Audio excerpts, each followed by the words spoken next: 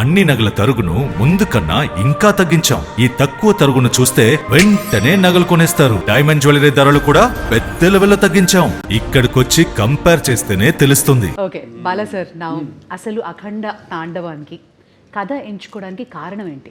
అంటే ముఖ్యంగా ఈవిడ హర్షాలి పాత్ర ఆ సినిమాలో ఉండిపోయింది. దాంట్లో చివరిలో అంటాను నేను, మీకు ఎప్పుడు ఎటువంటి అవసరాలున్నా నన్ను ఒకసారి తలుచుకో, నేను నీ ముందు ప్రత్యక్షం అవుతాను అలా అంటాడు.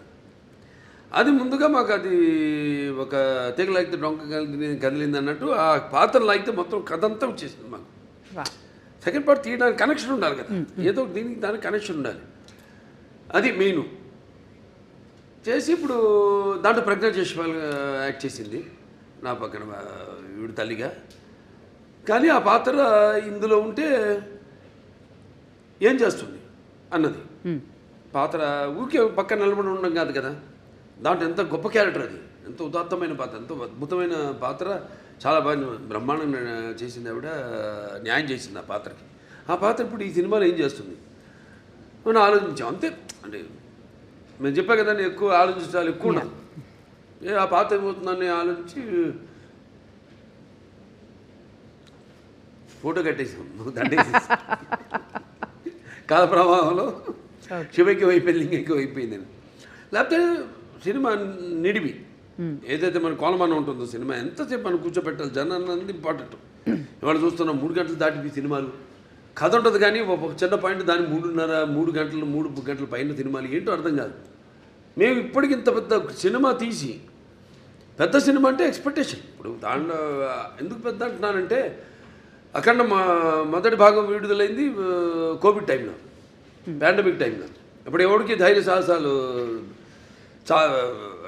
వాళ్ళ సినిమాలు విడుదల చేయడానికి ఎవరికి అంత ధైర్య సాహసాలు రాలేదు.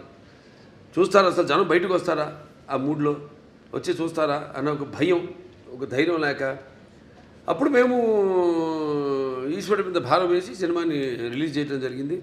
అఖండమైన విజయం సాధించింది. అలాగే ఈ సినిమా తర్వాత మిగతా సినిమాలన్నీ రిలీజ్ అయినాయి.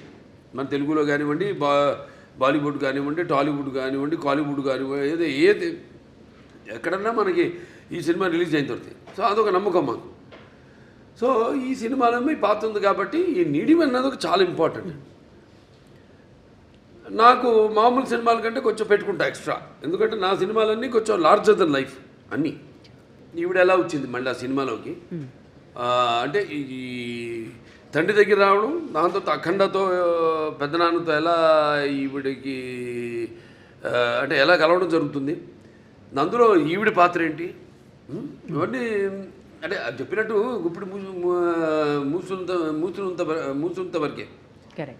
ఒకసారి తెరిచేసామా అంతే, మొత్తం అంతే. కథంతా మీరు చూస్తారు, సినిమా థియేటర్లో చూస్తారు.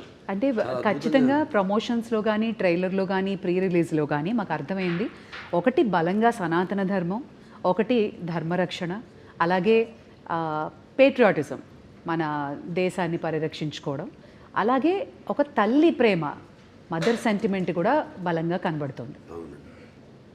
ఇంకా ఏం ఎక్స్పెక్ట్ చేయొచ్చు?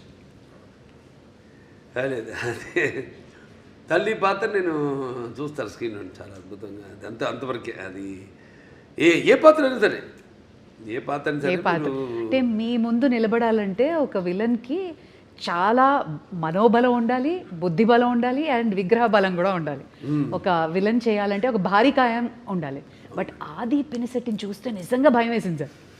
సో ఆయన పాత్ర ఎలా ఉంటుంది, and how was it working with him?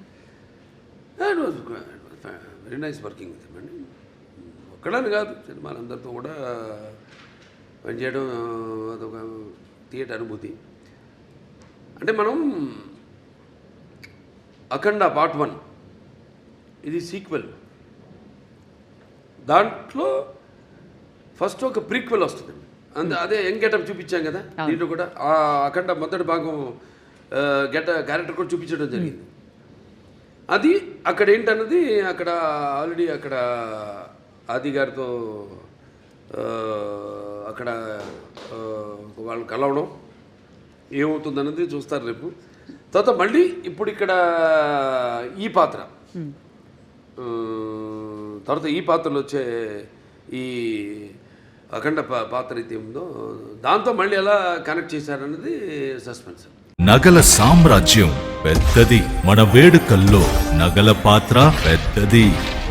నగల్లో మన సంప్రదాయం అది పెద్దది. అదే విధంగా నగలు కొనేటప్పుడు మీ సేవింగ్స్ కూడా ఇకపై పెద్దగా ఉంటుంది. అన్ని నగల తరుగును ముందు కన్నా ఇంకా తగ్గించాం. ఈ తక్కువ తరుగును చూస్తే వెంటనే నగలు కొనేస్తారు. డైమండ్ జ్యువెలరీ ధరలు కూడా పెద్ద లెవెల్లో తగ్గించాం.